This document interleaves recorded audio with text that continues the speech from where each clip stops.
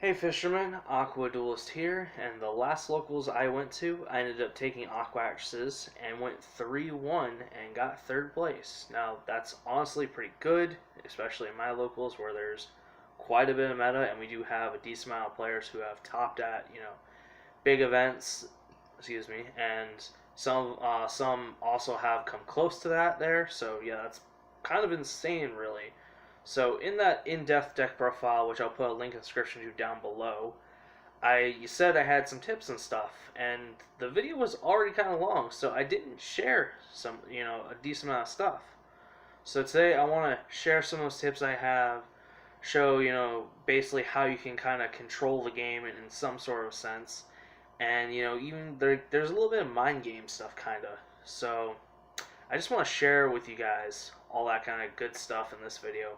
I'm really going to just dive deep into the mind of an Aqua Actress duelist. So guys, if you all aren't subscribed already, please harpoon that subscribe button. It really helps out the channel because a lot of you guys who view my videos aren't subscribed. And let's jump right into this. Alright guys, so the first major thing y'all gotta know, Aquarium stage here, best card in the deck, that's all you need to know. Y'all can figure out the rest. Okay guys, just kidding. Jokes aside now, let's get serious into this. So, a couple things I really want to talk about here.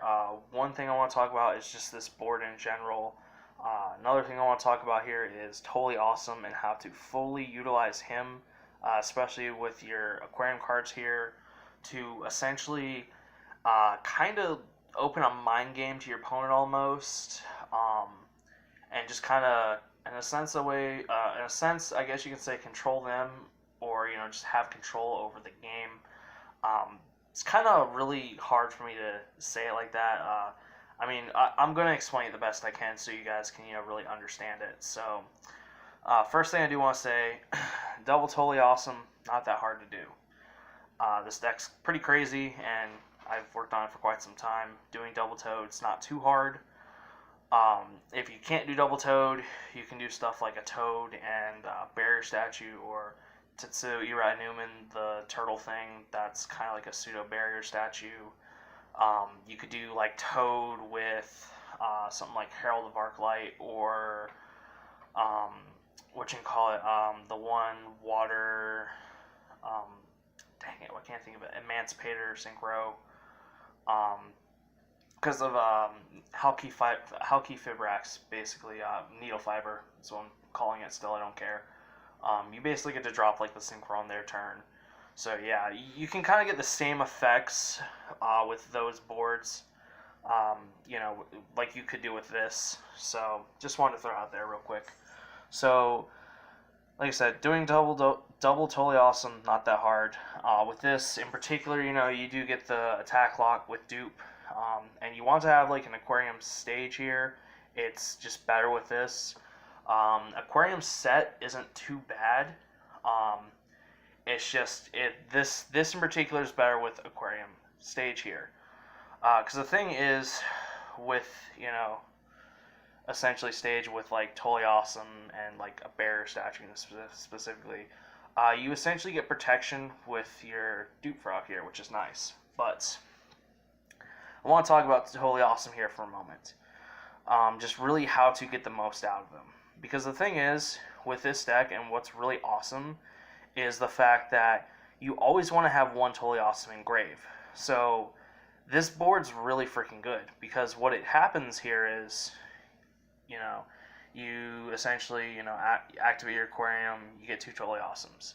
Opponent standby, you make two dupes, or you detach for two dupes, and then you essentially want to negate something with Totally Awesome here. So what you do, we're gonna just say this Totally Awesome. We're gonna use the card. We're gonna use it to negate something. So we're actually gonna send this one Totally Awesome to grave. Now we're left with this board, which I'm gonna scoot it in a little bit. Okay. So we now have a Totally Awesome engrave. What's actually really cool and really unique with this deck is the fact that you want a Totally Awesome engrave. Why? Because your aquarium card's here. This is where a control aspect and kind of like a mind game comes into a sense, and you can really get a scale of how good your opponent is and kind of how long they've been playing. Because Totally Awesome. He's an annoying ass card. He's probably the best XC at least to me. I think he's one of the best cards in the game, like, if not the best. He's definitely for sure one of the top XCs to ever be made. Like, I love it. It's awesome. He's stupid. So, the thing is, if your opponent pops this back row, you get to bring this guy back out. And he's live again. Most of the time, your opponent's not going to want that to happen. And actually what was pretty crazy was this locals that I took this deck to, not a single person dared to pop my back row. Because they knew if they popped it, he comes back.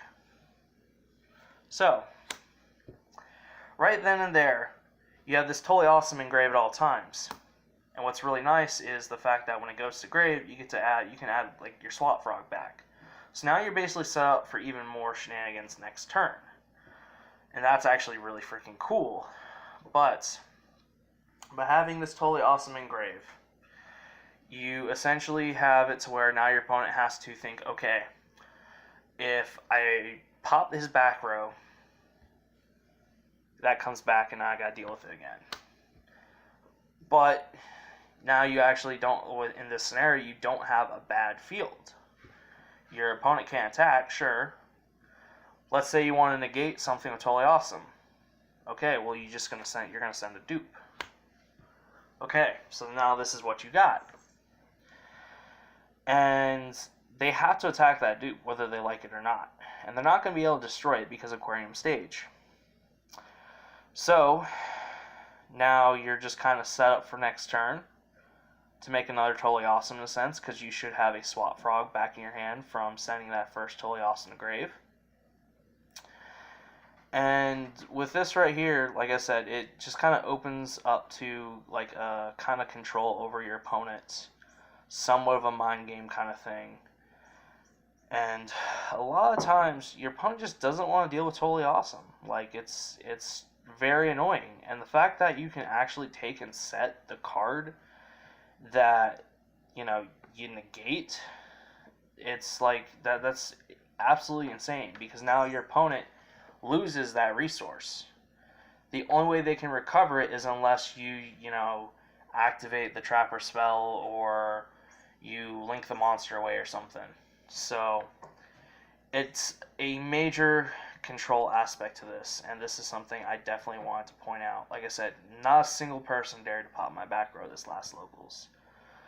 So yeah, that's pretty freaking kind of insane when I really think about it. I figured someone would at least try, and not a single person did. Okay, so next thing I want to talk about is basically the, I guess you could say, lock board. Now with this, you're basically going to be locking out your opponent from special summoning. And you basically want to have Bear Statue Mini Turtle God, Totally Awesome, or the Aquarium Stage.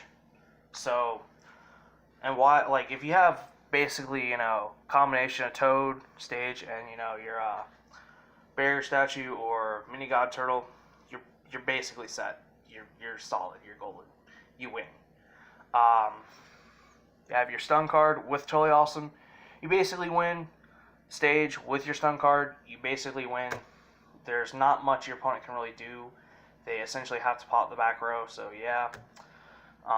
They have to waste resources for that. If you have anything grave, which you probably do, you can revive it. So that's really awesome. But I want to talk about, let's say we don't have the stage here real quick. Okay. So why would this be an auto win? Well, the thing is, you essentially have your castle, a negate, and your protection. Now, let's say your opponent activates something, you want to negate that. You're going to send that Totally Awesome. Golden rule, you always want to have Totally Awesome engraved with this deck. So now you're left with these two cards. Now, your opponent can't special summon anything except water. They got a normal summon something with 2100 attack, basically. There's nothing in the game that they can really normal summon with that much attack power. I mean, there is, but it's very slim. The only thing I really think about is like True Dracos off the top of my mind. So yeah, now they essentially have to get over this thing. They're not going to be able to. So this puts you in a winning position right there. Not much your opponent can do. You basically auto-win. So yeah, there's that. Alright, so without a doubt, Swamp Frog right here. He's your most powerful main deck monster. No argument against it. He can Foolish Burial every monster in your deck except for the Barrier Statue. You actually have quite a bit of ways to revive your monsters from the grave. You got Surface, Barrier Statue, Marince's Coral Enemy. If your opponent decides to pop your aquarium cards like an idiot, you get to revive your aqua monsters. So yeah, you get to punish your opponent. And there's a lot of combos that involve Swamp Frog here. I mean, you know, Swamp Frog basically sets you up for totally awesome plays, and totally awesome without a doubt is your best extra deck monster. But what can you do if you don't open Swamp Frog here? You're only playing 3 copies of Swamp Frog. It's a 40-card deck. Your chances of opening that swap, you know, is kind of low. I mean, you're just not going to see in your opening hand every game. And a lot of people definitely don't realize what this deck can do. So, what can you do if you don't open this? Well, you can actually loop Aqua Actress Tetra pretty well in this. Now, obviously, depending on how well of a hand you get, you can loop Tetra up to the point where you legitimately have a stage, 2 sets, and a lighting, and you're basically kind of pretty good sitting right there. If you don't open Swap, I mean, if you essentially have Great Slime Jr. and like a Foolish Barrel, you got, with another level, any level 2 right there, you essentially get 3 bodies on the field. If you have, Ready Fusion, or I like to call it Flavor Fusion, or Instant Fusion, either or, with pretty much like any monster, you can honestly make a synchro pretty much very easily. I mean, we basically play 6s, couple level 6 synchros. We got some level 8s and such. There's other things you can really do with this deck. I mean, there's more things that you can do that I just didn't say.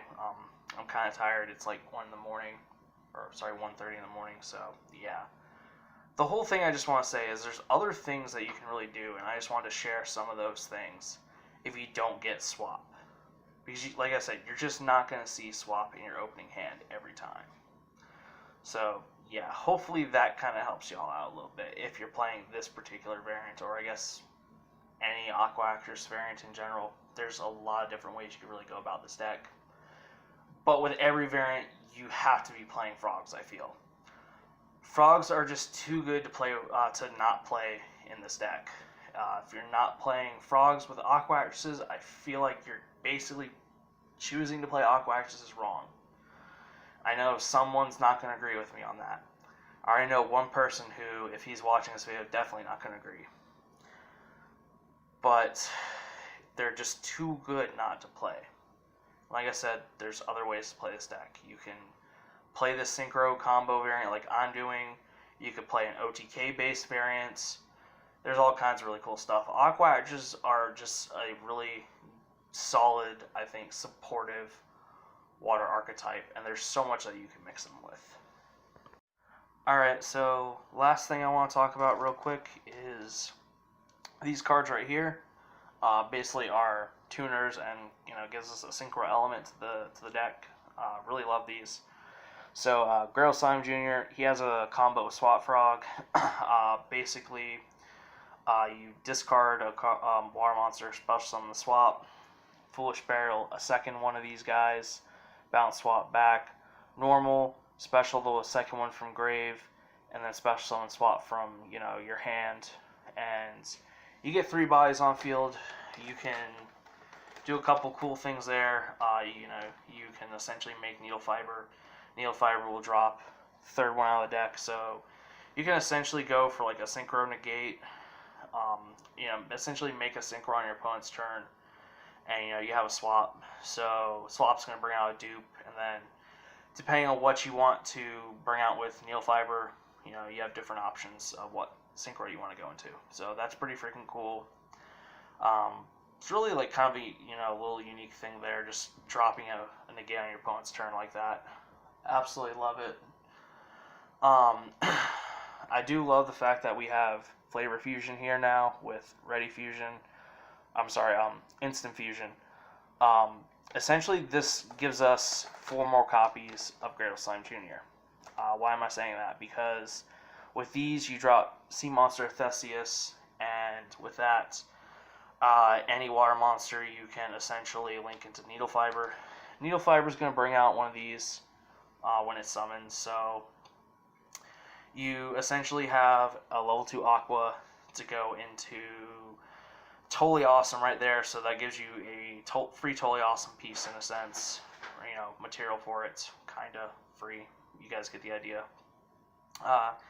It just makes Totally Awesome plays a bit more consistent and gives us a synchro negate, and I do really love that.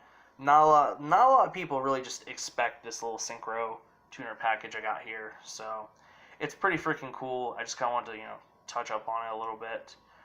And guys, I hope y'all enjoyed this video. Go ahead and harpoon that subscribe button. Really helps the channel. Harpoon that like button as well if you liked it. Comment any comments y'all have. And link in the description down below to my Instagram if y'all want to follow me on there for some cool stuff. And I will see y'all in the next video, guys.